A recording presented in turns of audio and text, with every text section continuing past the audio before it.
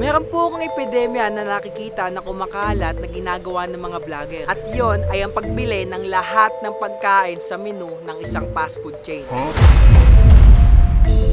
Bigyan mo nga ito tubig ya. Jollibee, McDo, Mang Inasal, basta lahat sila, name it. Pero habang pinapanood ko sila, I see something wrong. Wala pa ni isa sa kanila ang bumili ng lahat ng pagkain sa menu ng 3:00 ng madaling araw. Ayop kakil. Marahil ito ang mga rason. Una, baka natatakot sila kasi baka may mga mumu. Pangalawa, limitado lang kasi mga fast food na nagbubukas for 24 hours. At pangatlo, kumpleto ba ang menu nila sa oras ng 3:00? At dito tayo ngayon sa may Jollibee. Saan yung kanina? Nandun ka lang ba kanina? Ay,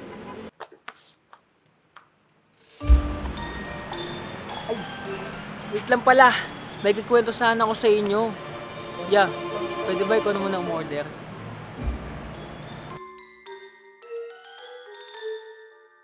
Budget yan. Parang pinag-ipunan mo pa to ah. Tsaka pala yung ano, share. Kwento mo na yung importanteng kailangan mo sabihin sa kanila.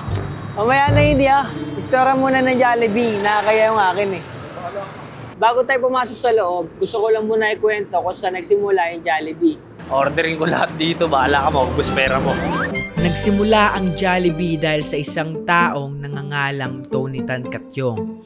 At ang kanyang unang benenta, hindi manok, hindi spaghetti, kundi ice cream na may tatak na Magnolia.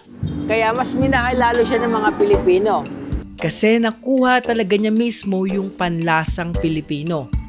Na malalanghap mo talaga yung sarap ng crispy chicken and spaghetti na Filipino style na matamis. Na sa tuwing kakainin mo, maaalala mong love ka ng mama mo. Ordering ko po kasi sana lahat, ma'am eh. Isang strawberry burst choco, isang cookies and cream sundae, isang choco sundae, isang regular peach mango pie, tapos yung burger, isa. Cheeseburger, isa din. Tapos Jolly hotdog, isa din. Chicken sandwich, isa din. Tapos ito pa, isa pa. After 8 years pa, bago sila nagkaroon ng manok. As of the moment, ang Jollibee ay meron ng 1,700 plus branch sa buong mundo. Sobrang nakaka-inspire na mapapaisip ka na paano kaya kung ikaw mismo may sarili kang Jollibee. Kaya tara, pasok na tayo sa loob. Tapos Jolly spaghetti, tapos Coke float. Baka maghirap yung kasama ko. Hindi ko kasi vlog to, sir. Vlog nung bata na yung kasama ko. Pinag-ipunan niya tong vlog na to eh. Meron siyang 2.5. Isa nung family pan, isang C1, isang C4, yung burger steak, chicken fillet. Wait lang, te. Magkano na yan, te? 2,927. 2,927, sir. Kulang ka na, boy. Ya, paano yan, ya? Kulang na yung pang-vlog mo, ya. 2.5 lang yung naipon mo, eh. Nagkano lagpas natin yun? Ha? Huwag na tayo mag-vlog. Yeah, baka... Pautangin muna kita. Malay mo, mag-work tong vlog mo. Eh, di bayaran mo na lang ako. Doble pa. Doble pa? Sabi mo yan, ha? Doble, ha? Okay na yan, sir. Yun lang kasi yung kaya. Okay. Thank you po. Share. Okay na. Buying everything that you can. Wow! For the money that you only have. Yun na pare. Hindi in-order ko, tol. Ito ko sa gitna. Vlog mo to, eh. Yay! Ready lang. At dahil nandito na yung mga kakainin natin, ikwento mo muna sa kanila yung kailangan mo ikwento. At ako, kakain na ako. Maya na yun, yeah. May problema pa tayo eh. Problema. Kasama. Uubos na ito. Nasa niyo doon. Magkatap ka na. Yes! Yes, yes, yes, yes, yes, yes, yes, yes, yes.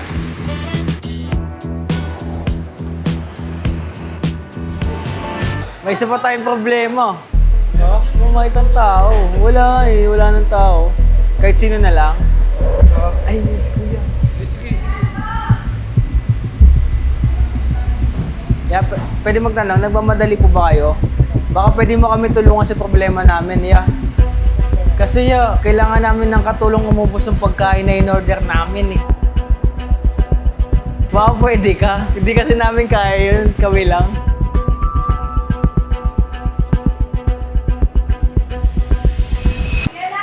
Yeah, okay lang? Okay lang kay kuya, tara, let's go! Let's go! Tara ya! Yan, ano ba nga pangalan mo? Lawrence Asher. Let's go! Kuya Lawrence in the house. Okay na. Pray ka muna ya, kompleto na eh. Siyempre, ano pa gagawin natin? Eh, di mag-pray na tayo. Tara, pray tayo. God, thank you sa sobrang daming pagkain na binigay mo sa amin. Salamat na binigyan mo sa amin kay Lawrence. Thank you, Lord, sa ganitong pagkakataon. Maraming salamat. Binabalik namin sa iyong lahat. In Jesus' name, Amen. Yun. Amen. Thank you ya. Ano po ano niya ya? Yung trabaho niya ya? Rider din. Rider! Ya, sulit ya. Rider din pala. Tayo ya. Bakit pala di ka bumiyahe ngayon? Actually, papunta sana ako ng QC, kaalmasal lang. Kasi may yung subsidy na ayuda ng yung 5K sa mga Oh. Meron nun ya. So yun yung pipilahan mo dapat talaga ngayon. Oo.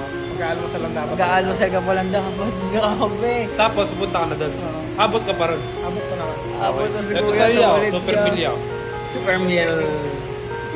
Super meal. Pili ka na ng manok mo dyan ya. Pilihan kita Ay, ng... ya, may tropa pala ako ya. Sama ko lang, okay lang. Oh. Yun. Kain tayo ya. Let's go. Tayo. Kaya kakain na ako magkwento. Oh, kompleto na ya. Kwento mo na yung kailangan mo ikwento ya. Tas kami, kakain na kami. Ah, sige, okay lang. So, kwento mo na. Okay lang. Istora muna ng Jollibee. Nakakaya yung akin eh. Kwento mo muna sa kanila yung kailangan mo ikwento. May kikwento siya ya, pakinggan mo lang siya ya. Kasi ilang beses na namin narinig yung kwento na yun eh. Okay, game. Naiya ako. Sige na nga, ikikwento ko na nga. Ito kasi yun. Yeah. Itong Jollibee na kinakainan natin. Sobrang na-inspired talaga ako sa kwento ng Jollibee. Talagang literal na-inspired ako na dumating sa point na gumawa din ako ng sarili kong Jollibee. Wow, galing mo ah. Oh, Sa edad mo na yan, ilang taong ka na? 21 pa lang ako. Paano yun? Sarili kong Jollibee. Sige ya, kahit ka lang yan mo nagkikwento ko. Kain lang tayo ya, mo siya magkwento ya. Nagsimula muna ako sa mag-isip ng pangalan, nag-isip ng kung ano yung mga pwede kong ilagay sa menu na connected dito sa Jollibee. Siyempre, una sa lahat, pinakamahalaga pangalan din eh. At Yeah. menu. Kwento mo na ya. Kaya ito na nga eh, naantuloy ako eh, parang naiya nga ako eh. Pero kasi, ito na yung perfect timing para may kwento ko din sa inyo. Sa inyong lahat. Ay, ulit ka eh. Oh. Yun nga, nag-isip ako ng pangalan. Sabi ko, ayoko na masyadong dikit sa Jollibee. So mag-isip ako ng ibang letter.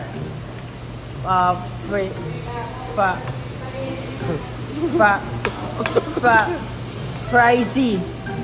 Pricey, not pricey yung naisip ko. Ayun yung pangalan niya. Yun yung pangalan Pricey, ng not business pricey. ko. Kumbaga ano siya? Pricey. Siguro gumagano na. Hindi niya alam yung nangyayari nung sinasabi ko eh. Pricey. Tapos meron subtitle na not pricey. Ayos So, ba yun ya? oh, Sa tingin okay mo ba ya? Approve ba sa'yo yun? Oh, witty. Witty. Oh, let's go. Pero di pa dyan natatapos ya. Siyempre nag-isip din ako ng vibe na same sa Jollibee. Yung kulay ng lamesa, kulay ng tindahan. I want to be like Jollibee kasi sobrang pinasaya talaga ako nito. Pakita mo sa akin yung picture. Pakita mo sa Picture akin. na? Oo. Ready na ba ako? Yung picture mo na ng pricey. Ito kuya. Yan. Ayos ba ya? Ayos ya. Mga parang Jollibee nga. Ah. Kakulay ng Jollibee. Nagigets mo yung ano, yung tema Concept. nung ano. Awig. So, natapos ka na sa pag-iisip ng logo tsaka sa pangalan. Ano naman yung mga tinitinda mo doon? Meron akong burger. Kagaya ng Jollibee, meron din silang burger. Meron din akong fries. So ngayon, Wait lang. Di ba nagtitinda ka ng burger tsaka fries? Nakalimutan mo yung bestseller mo eh. Alam mo yung bestseller niya, ya? Di ba titinda siya? Burger, fries. Bestseller niya, pansit canton.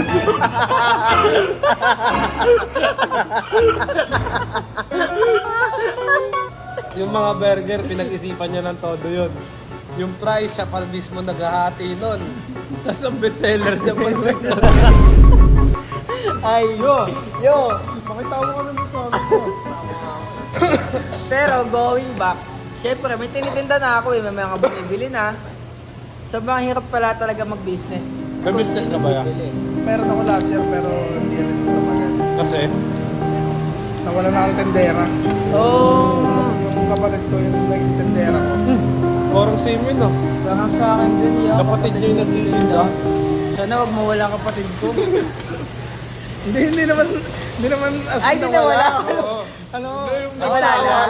Nagsawa lang. Parang kagaya lang sa... Nag-resign niya yung... Nag-resign. Baga employee mo, nag-resign niya. Nag-resign.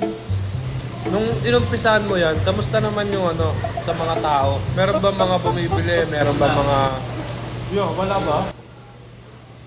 Sa mga tao, yeah. Siyempre nakikinig ako ng suggestion nila. Sige nga, subukan ko, pag-isipan ko kung paano. May mga iba na talagang tama din sila, kailangan mo din lang makinig. And, siyempre, Pakagka muna. nakakagat, gang. Grabe niya. Yung bayat. Sa'yo na yan yan. Yung nakikinig din ako. Pero, hindi pa rin sa magali. Kasi minsan, kaya lang, kasi minsan, may kita. Minsan, wala kita. Ganun lang. Nahihirapan ako kasi bago lang ako sa business kung bakit ang hirap dumaan sa ganon. Pero gusto ko pa din magpatuloy kasi naniniwala nga ako. Parang Jollibee. Pinaglaban lang. Ipaglalaban mo lang din talaga kahit sinong humarang sa'yo. Yung Jollibee nga international brand pa yung kalaban nila eh. Ako wala naman akong kalaban. Sarili mo lang kalaban. Sarili ko lang ba't ako magpapatalo? Tsaka yung mga nagtitinda ng pansit canton doon sa inyo. Oo, yung parehas kasi kami ng brand na ginagamit ng Pasig Canton. Ano masasabi mo doon niya? Ang masasabi ko doon, nasa tamang path yun. Kasi sa totoo lang, mahirap talaga magsimula ng negosyo. Kahit maliit man yan or malaki. Oo. So, trial and error ba? So kahit magkamali siya ngayon, as long as na... As long as na tutuloy niya yung yung gusto niyang gawin, Oo. hindi yun magiging fail. Thank you kuya, pinalakas mo loob ko. Walang babagsak na pricey. So ibig sabihin ba, yung sinasabi mo kanina na minsan may kita, minsan wala. So ibig sabihin, nahihirapan ka talaga. Kumbaga parang break even lang yung business mo. Kuya, Paano mo ngayon gusto ipaglaban yung business mo? ako, meron kasi nakapagsabi sa akin na kapag may gusto kang ipaglaban ng business, kailangan una, ikaw muna ang maniniwala. Okay, totoo naman yun. Ako si Asher at sa edad na 21 ay nag-start ako ng business ko. Dapat sa'yo siya magmumula. Para yung energy na meron ako, maipasa ko na lang din siya sa iba. Kung ganun, dun ako naniniwala.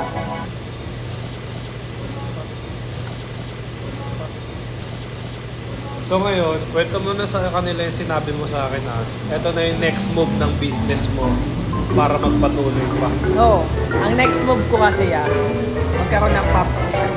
Pop-up shop. Pop-up shop. Paano yun? Paano sabihin, kahit yung mga nanonood sa'yo, may chance sila na matikman. Lalo na sila. Kasi nanonood lang sila eh. Pop-up shop.